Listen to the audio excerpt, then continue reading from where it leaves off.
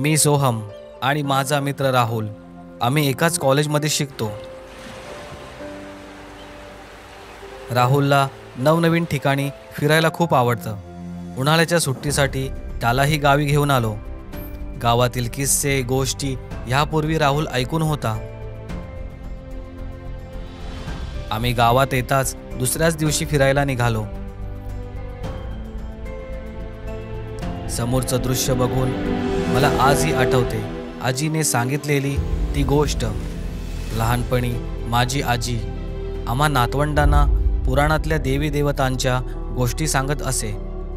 गोष्टीतील कथानक एवढे मनोरंजक असायचे की आम्ही तासनतास ऐकत बसायचो। पण त्या दिवशी आजीने आम्हाला एक अशी गोष्ट सांगितली की मी आजपर्यंत विसरू शकलो नाही। वर्ष होते 1965। आजीचे नवीनच लग्न झाले होते।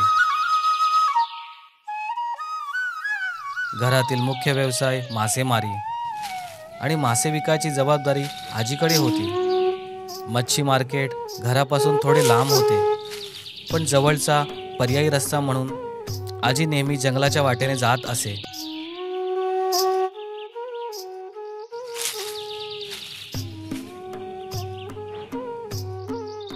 कारण त्या वाटेने आजीला मार्केटपर्यंत लवकर पोहोचता येत असे। पण एक दिवशी आजी मच्छी विकायला जात असताना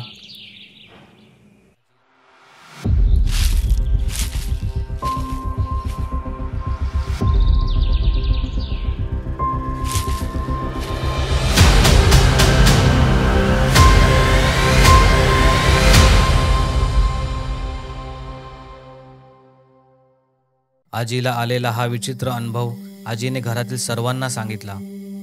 तेव्हा समजलं की अशा घटना गावातील अजून काही लोकांबरोबर झाल्या होत्या।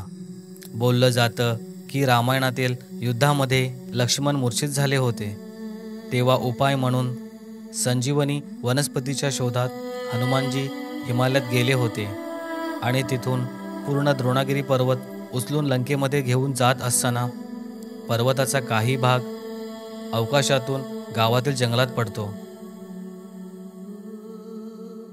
त्याचबरोबर काही वनस्पती सुद्धा त्या पर्वतांमधून खाली पडतात। पडलेल्या पर्वताच्या तुकड्यांमध्ये अनेक प्रकारचे वनस्पतींबरोबर संजीवनी वनस्पती म्हणजे संजीवनी बूटी सुद्धा असल्याचा उल्लेख गावातील लोक आपल्या लोककथेत करतात।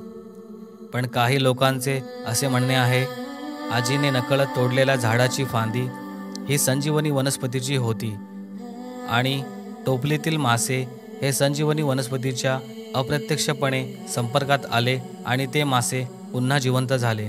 काहींचा या गोष्टींवर विश्वास नाही। मग हे खरं नसेल तर मग आजीला आलेला अनुभव, अचानक जिवंत झालेले मासे ह्या सर्वांचे उत्तर मला कदाचित तिथे जाऊनच मिळेल।